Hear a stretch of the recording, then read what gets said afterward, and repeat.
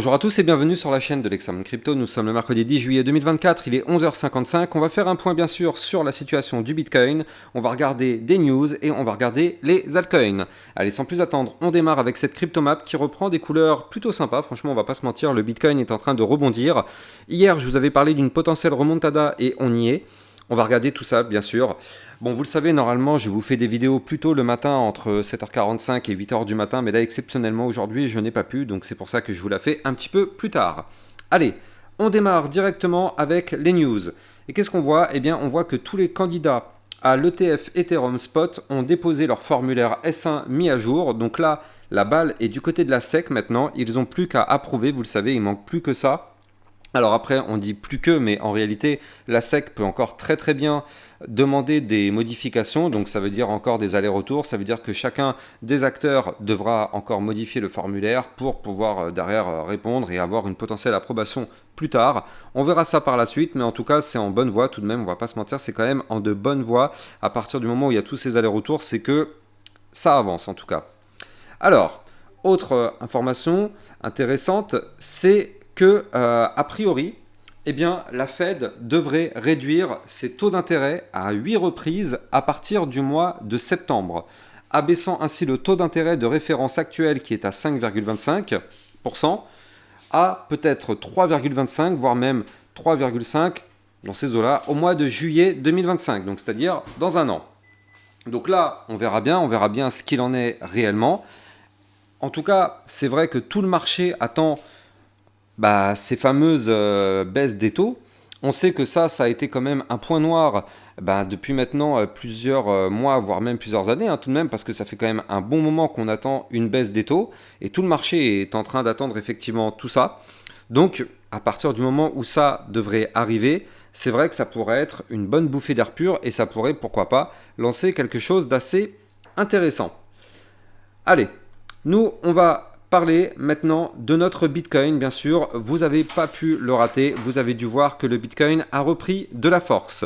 Et ça fait plaisir. Je vais rentrer dans les détails, mais avant ça, bien évidemment, je rappelle à tout le monde que tout ce que je vais dire dans cette vidéo n'est en aucun cas un conseil financier. C'est à vous de faire vos propres recherches et n'oubliez pas que le trading de crypto-monnaie comporte des risques de perte partielle ou majeure.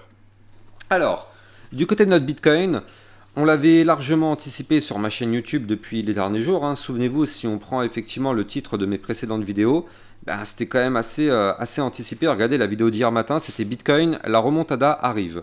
Donc là, effectivement, on est en plein dedans, c'est-à-dire qu'on a une belle poussée, il faut bien le noter. Depuis maintenant 3 jours, on a un Bitcoin qui a repris combien? Plus en 9,56%. C'est-à-dire qu'il y a encore 3 jours, on était ici à 54 304 et on est actuellement quasiment à 59 000 $. On a fait une petite pointe un peu plus tôt dans la matinée ici, mais il faut quand même voir ça, c'est ultra chirurgical. Le Bitcoin est venu chercher ma résistance des 59 493, vous la voyez ici. C'est ultra chirurgical, on est venu la chercher de vraiment au millimètre près, regardez ça. On est venu la chercher, malheureusement c'est une résistance, or on le sait, c'est très difficile de casser une résistance en one shot, en général on la touche, on revient la tester plus tard et pourquoi pas on tente de la casser. Mais là en tout cas, on a un Bitcoin qui pousse. Malheureusement, donc comme je viens de vous le dire, les 59 493 pour l'instant nous ont rejeté, ainsi que les 58 930, mais nous ce qui nous intéresse c'est cette ligne qui est ici. Je vous en avais déjà parlé justement hier sur mon Twitter officiel, regardez ça. Alors où est-ce que c'était ce petit tweet? Je vous avais dit qu'effectivement voilà, c'était là. Je vous avais expliqué que là, depuis maintenant plusieurs jours, eh bien on a un Bitcoin qui n'arrive toujours pas à breaker la moyenne mobile 200 périodes en vue jour à 58 187 $. Donc ça a été donné sur mon Twitter. D'ailleurs, je rappelle au passage, si vous voulez recevoir toutes mes news, toutes mes actualités, toutes les alertes, bref, tout se passe effectivement sur mon Twitter officiel. N'hésitez pas à venir me suivre, vous avez le lien en description de cette vidéo. Donc là, depuis plusieurs jours, on a essayé de breaker, on n'a pas réussi, et là, aujourd'hui, on tente la cassure. Alors, la journée n'est pas terminée, on est à la moitié de la journée. Donc là, pour l'instant, on est au-dessus, mais la journée n'est pas terminée. On peut très bien clôturer la journée, malheureusement, en dessous. Néanmoins, si on arrive à clôturer la journée au-dessus, ce serait déjà une très bonne nouvelle, parce que ça voudrait dire que cette moyenne mobile qui nous servait de résistance se transformerait alors en support. Donc là, il faudrait qu'on arrive à clôturer la journée, comme je vous l'ai dit, au-dessus des 58 187 $. et si possible au-dessus des résistances qui nous ont bloqués depuis ce matin, donc je les redonne, les 58 930, voire même les 59 493. Néanmoins, il est très clair sur ce tracé que si jamais on arrive à récupérer ces niveaux clés, alors on pourrait voir le Bitcoin revenir le niveau clé qu'il avait breaké, je le rappelle, ici, à 60 777 $. Ça correspondait au bas de l'ancien range, regardez ça ici. C'est le bas du range qu'on avait breaké. Donc là, effectivement, on s'attend tout de même à un pullback pour revenir retester ce niveau clé. Donc là, ça va passer bien évidemment par la cassure de ces résistances, mais on le sait, à partir du moment où on a breaké ces niveaux clés, à un moment donné, on est censé revenir les rechercher. On va jeter un petit coup d'œil aussi au passage, j'ai oublié de le faire tout à l'heure, sur le ratio long-short. C'est bien, ça diminue. On voit que du côté du ratio, regardez, on est passé à 61% du côté des longues, alors qu'il y a encore quelques jours, on est été à 75-76. Donc ça, c'est bien, ça fait plutôt plaisir. Maintenant, on a quand même pas mal de liquidités à venir chercher au nord. Regardez, on a encore tout ça à venir récupérer, et notamment toute la zone entre les 74 et les 78 000 $ qui sera une très belle zone de liquidité à venir chercher. Donc, est-ce qu'on va y retourner dans les prochaines semaines? Bah écoutez, il faut bien comprendre que là, si on arrive à réintégrer l'ancien range, c'est-à-dire ici les 60 777 $, avec une clôture jour à l'intérieur, on pourrait avoir exactement le même scénario que ici, où on avait tenté une cassure par le bas, puis une réintégration qui nous a permis d'aller chercher le haut du range. Alors, on pourrait alors effectivement reproduire ce scénario-là. Si on arrive à réintégrer, on pourrait très bien avoir effectivement un premier pump, un pullback pour revenir retester le niveau clé. Et dans ce cas-là, si ça tient, on pourrait remonter chercher le haut du range qui se trouve quant à lui aux 71 335 $. Donc ça, c'est un scénario qui pourrait effectivement arriver du côté du Bitcoin. On espère en tout cas que c'est ce qui va se produire, mais il ne faut pas se voiler la face. Nous ne sommes pas naïfs sur ma chaîne YouTube. La zone des résistances des 60 777 $ sera une zone incroyablement forte à casser. Vous la voyez ici, vu que c'est le bas de range, forcément c'est le point pivot. Ce sera le niveau clé qu'il faudra récupérer. Alors, mettons-nous en vue 4 heures. Souvenez-vous, je vous avais parlé d'un très joli double bottom, avec même un pattern chartiste très intéressant. Souvenez-vous, hier, je vous avais expliqué qu'on était en train de former un des patterns chartistes les plus bullish qu'il existe, c'est-à-dire faire des doubles bottoms dans des doubles bottoms.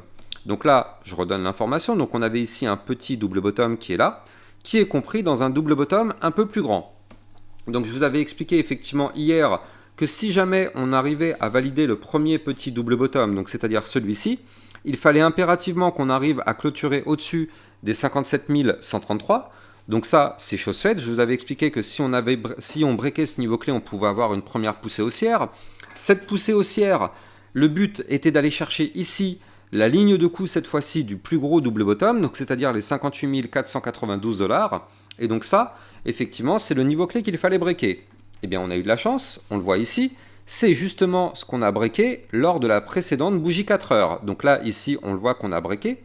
Maintenant, qu'est-ce qui se passe quand on break un niveau clé? Vous le savez, je vous l'ai pas mal appris.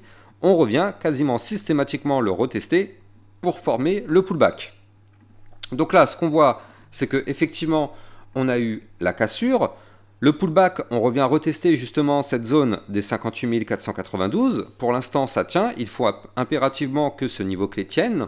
Parce que si ça tient et qu'on arrive à breaker le dernier point haut, donc c'est-à-dire les 58 986, alors on pourrait prendre la direction de la target du double bottom.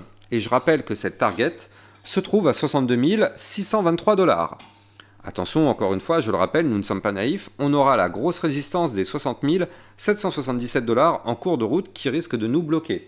Donc effectivement, on va surveiller ça de très très près, mais on pourrait continuer de voir un Bitcoin qui reprend de la force dans les prochains jours pour aller chercher justement, pourquoi pas, ces points plus hauts, et notamment même si on continue en target les 64 464 $.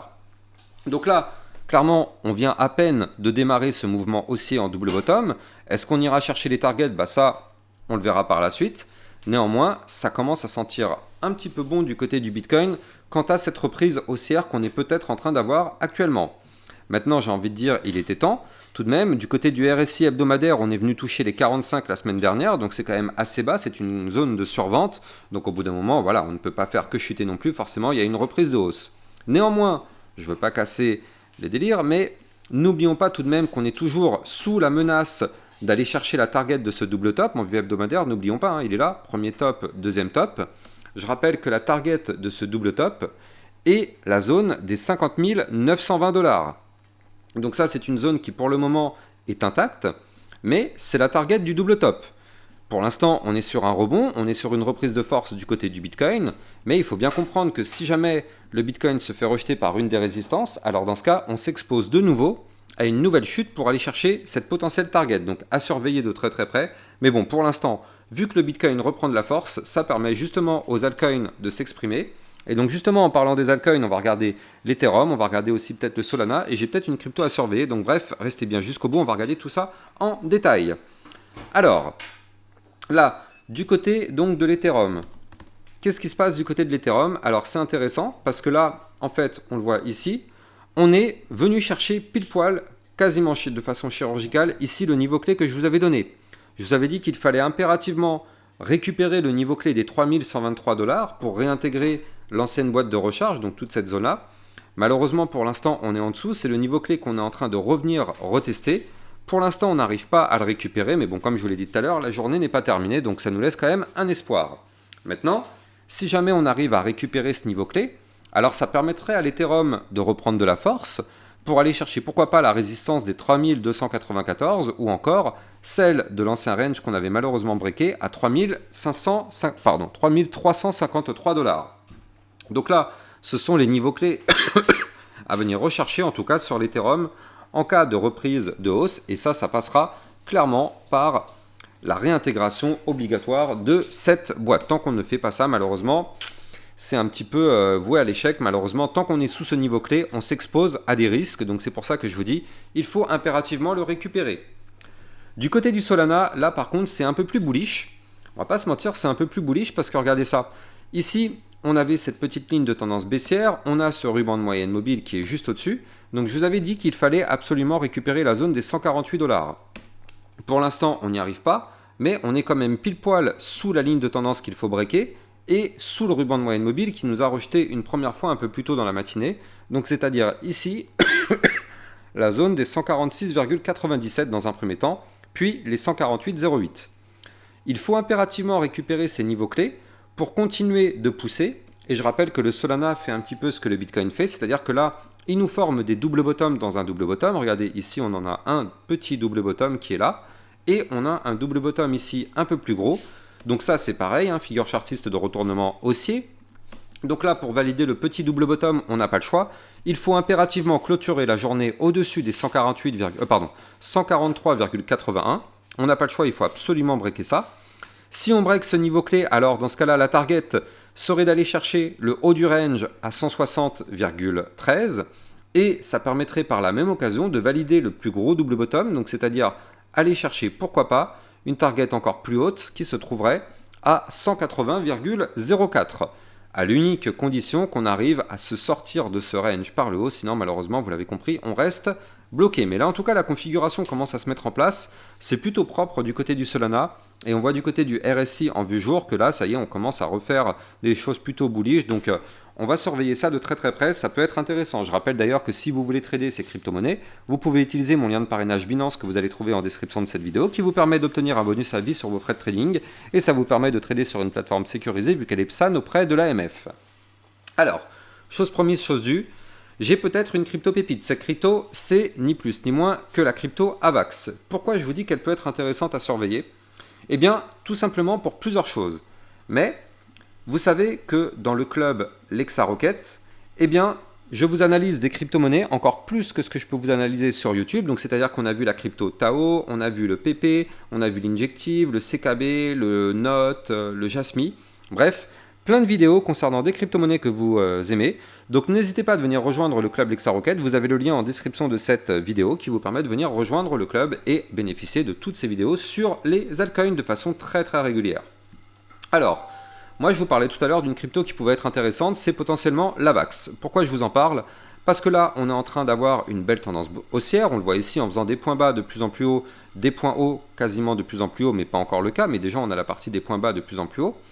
On voit que là, on tente en vue 4 heures de repasser au-dessus du ruban de moyenne mobile. Donc c'est pour ça qu'il faut impérativement clôturer au-dessus des 26,866.